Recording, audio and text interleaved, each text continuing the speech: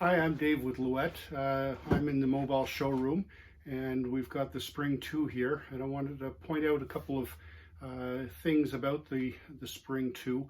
One, how to adjust the height of the beater, and the second is to talk about a little trick to use when warping, to how to hold the brake tension release handle up slightly so that you don't have to try to use your knee or two hands or that kind of thing. So it's a nice little trick that Jan Louette pointed out we could use.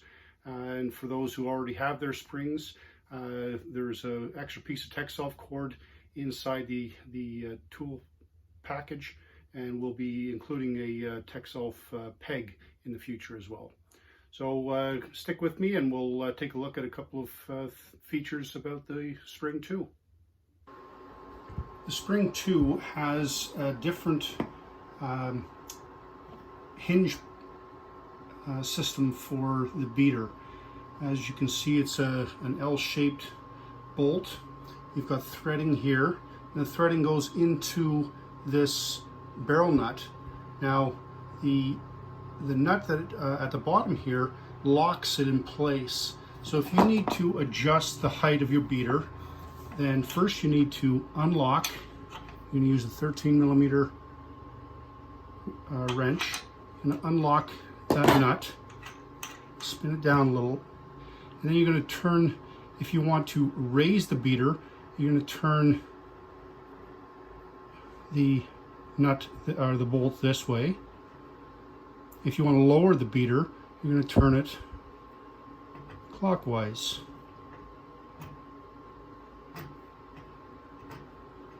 Okay, I'm going to put it back to the position I had it.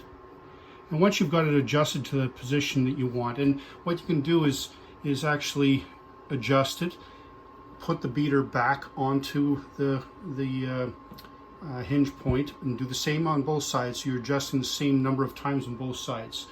Put the beater back in place and test it, and then repeat the process until you get it to where you want it. So by adjusting this, so you adjust it to where you think, and go by the number of rotations. So if you want to go 1 rotation, 2 rotations, 3 rotations, and go and test. Well, first do the same 3 rotations on the other side and then go and test. Okay, so that's, I'm going to put it back to where I had it. There we go. And then when you're finished and you have it set to the height you want, take the beater off again and tighten this nut, hand tight, and then use your wrench to finish tightening. Keep in mind that the angle of the beater needs to be perpendicular. So there we go. And it straightened ever so slightly. So that's how you adjust the beater height. And I've shown it on the right side of the loom. You do the same thing on the left side.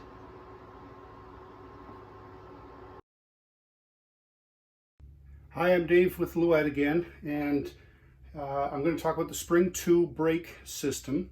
So we've had a couple of feedback emails regarding the differences between the Spring 1 and Spring 2. The Spring 1 had a ratchet system on the inside of the warp beam. Reason for that is because originally the Spring came out as a loom without a friction brake. It only had a ratchet brake, and so the friction brake was an add-on 15 years ago or so, and eventually it became a standard item with the Spring, and that's what most people recognize. But what they use the ratchet for, though, is to prevent the warp beam from winding backwards while warping. So Jan Louette and Jan Louette actually said, well, there's a solution here to make it easier with the Spring 2. And I've got that solution in place. So in your, if you're a Spring 2 owner, in your extra little hardware package, there's a little piece of Texsolf cord. I used a couple of extra tie-on cords that I had. I looped them together here. And basically I'm holding the brake release handle and tying it in to itself over top of the castle. I'm using the hook back here that the spring is attached to. What we're going to do is include a little Texsolf peg in the extra parts package, and then you'll be able to do this with the peg. Basically, I adjusted the length of this cord so that it could slide. I can turn it. There's still some friction on it, but it can turn so that I can wind my warp on. And you can adjust by moving, adjust the amount of tension by moving that cord one notch more, one notch less. You have to experiment with that and find the position that's best for you. But that is a way that you can free up a hand while you're warping this. Otherwise, you'd have to hold the brake up with your knee. I think Jane Stafford suggested that. Completely possible if you can coordinate that.